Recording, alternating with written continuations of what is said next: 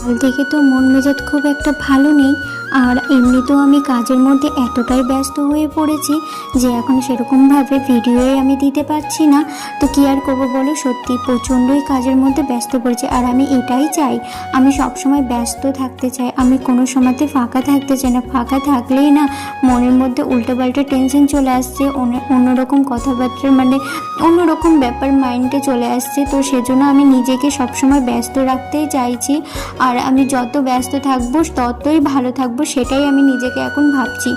কারণ দেখো, আমি এখন এই যে সংসারের কাজকর্ম করার পরেও কিন্তু এক্সট্রা ফোনে কাজ করছি।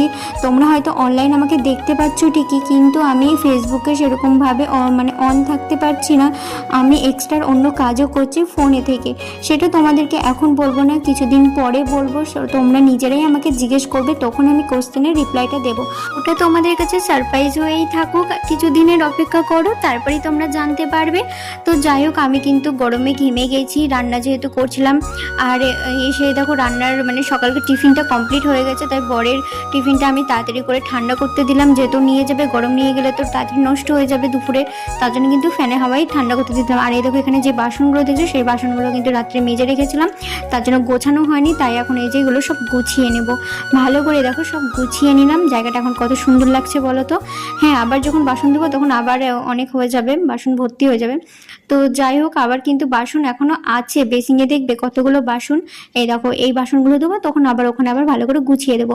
আর যেহেতু আজকে সেরকম রান্না হয়নি বলতে গেলে, তো এটা চিকেন ছিল ধরো পরশু দিনের, কালকে তো সোমবার, চিকেন টিকেন আমরা খাই না, নিরামিষই খাই। তার জন্য কিন্তু এই যে চিকেনটা বার করে এই যে গরম করে নিলাম, আর লাস্টে ভাতটা করতে বলেছিলাম আমার শাশুড়ি মাকে। তো যাই হোক, ভিডিওটা কেমন লাগলো অবশ্যই তোমরা কমেন্ট করে জানিয়ে। দেখা হচ্ছে নেক্সট ব্লগে, বাই।